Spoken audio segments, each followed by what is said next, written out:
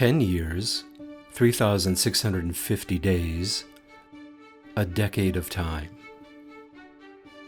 No matter how you word it, the years since 2011 have seen growth for cold-formed steel framing. In large part, this has been due to the Steel Framing Industry Association, the SFIA.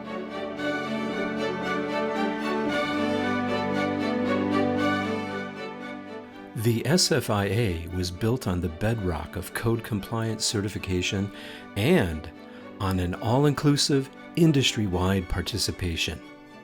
The SFIA represents steel mills, steel stud manufacturers, fabricators, building materials suppliers, design professionals, and contractors. In just 10 years, the SFIA has championed advocacy, developed a complete set of technical resources for architects, engineers, and constructors, and produced a variety of informative case studies, ebooks, articles, webinars, and more. And its members have shaped the future of cold-formed steel framing.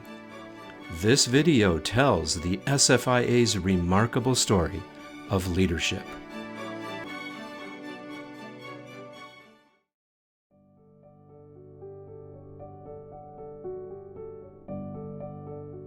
In the 1950s, metal stud manufacturers appeared in droves. In the 1960s, engineers began working on metal-framed mid-rise projects. By the 2000s, product innovation and a growing interest among designers to use cold-formed steel led to a burgeoning market for metal framing in mid-rise construction. So when the year 2010 arrived, it was time to unite the industry on product quality. Why was that important? Well, first, to answer that question, you have to think about the context of the times, which was the construction industry had been devastated. We had just gotten out of the 2008 financial crisis. And for the folks that had, survived, there was some optimism, little green shoots were popping up as we started to look out what the next decade was going to be like. But everyone was a little bit on shaky legs. Consequently, when you look at it from a contractor's perspective, you understand that that there is some liability associated with installing something that doesn't have a third-party certification. From a manufacturer's perspective, then also you want to make sure that everybody is producing code-compliant materials, because if there is a failure or if there's a problem with a product produced by one manufacturer, in fact, it really does have an impact on the rest of the industry in terms of suspicion, or at least the relative assurance that that product is a quality product. The first annual meeting of SFIA members was held on April 5th, 2011 in Las Vegas. Bill Courtney, then with Clark Western Building Systems, was the SFIA's first president. Well, it was amazing. It was a time to listen and learn and think about the future. And really, there was amazing energy. People were thinking about what are we going to do in the next decade? And I think the power of the process was, if you sat in a board meeting and you were talking about an issue that relates to steel framing, you'd not only get the manufacturing standpoint, but right there at the board table, you'd have input from a contractor or a distributor, or a steel mill, how that would impact that particular group. And so we were able to vet a lot of ideas in the boardroom, and that would never have taken place in prior years or in a different type of organization, because it was all done in a vacuum. But here you had everybody participating. So it was really a great, testament to why it was formed the way the association was. In July 2012, Steve Etkin transferred his responsibilities as interim executive director to the SFIA's new executive director, Larry Williams. In October 2010, Greg Ralph, then with Dietrich Metal Framing, Randy Daudetz of Simpson Strong Tie, and others, began developing provisions for steel stud and connector certifications. In April 2011, the SFIA launched the Code Compliance Certification Program, the first true quality assurance program in the industry. AWCI endorsed the program on May 18, 2011. The compliance program has been very valuable because it helps everyone in the industry, both the manufacturing participants and the end users and distribution who buys the products from us, to trust that the products are of a consistent quality, a high quality, and a quality that we all can believe in and rely on as the products are put into the buildings that we all support in our industry. The SFIA Code Compliance Certification Program required manufacturers to document the controls and procedures used during manufacturing to ensure the steel coming off their lines met proper tolerances and shapes. The SFIA Connector Manufacturing Compliance Certification Program certified the coating weights and mechanical property requirements of manufactured connectors. Both programs provided quality assurance and were verified by a third-party inspector.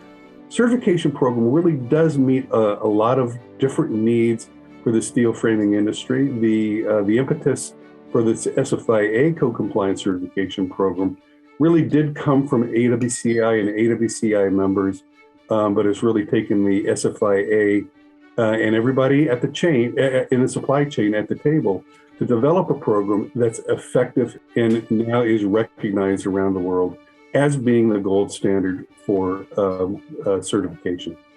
Today, Williams says 83% of the cold-formed steel studs manufactured in the United States are certified by the SFIA. In addition to compliance certification, the SFIA has invested heavily in industry education, marketing, advocacy, and other services. In 2012, the SFIA launched its first product technical guide, which has been updated over the years.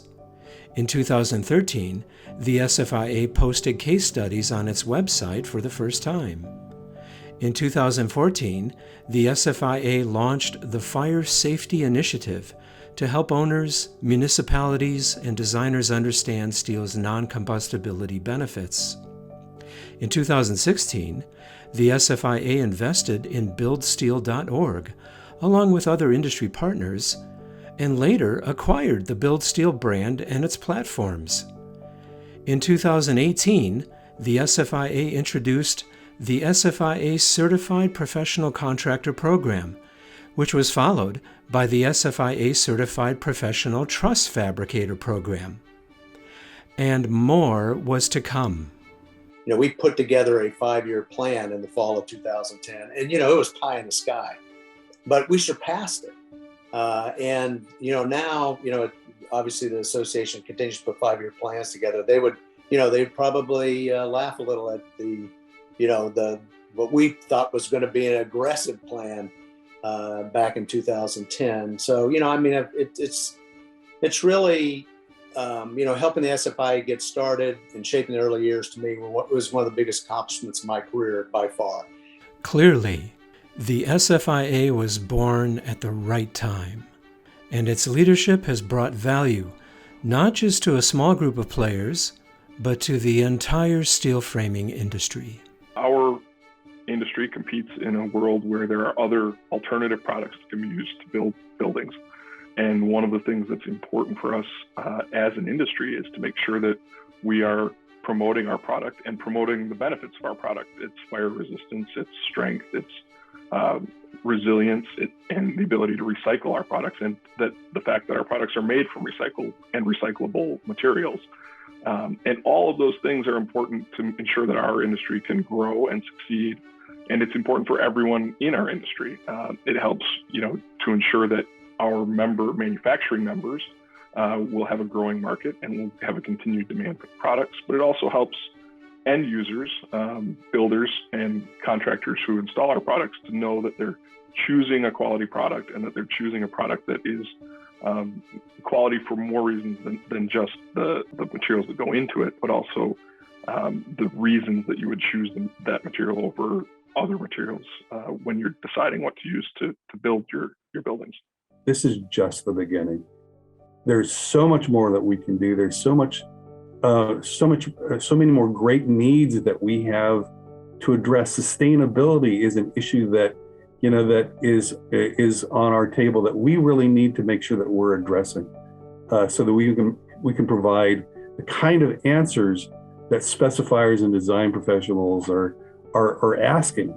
We need to make sure that we're providing the kind of quality control programs that we define and that we develop, not defined and developed by others. So this is just the beginning.